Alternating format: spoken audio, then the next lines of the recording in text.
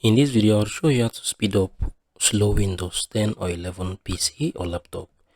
Ensure you subscribe and turn on bell notification to this channel for lots of educational guidance and content like this. Click on your start bar right, click on your settings, wait for it to load up. Once it has opened up, scroll down, click on your about right, click on your advanced system settings, click on this, right click on the settings. Once you have clicked on it, change this from this to this, right, adjust for best performance.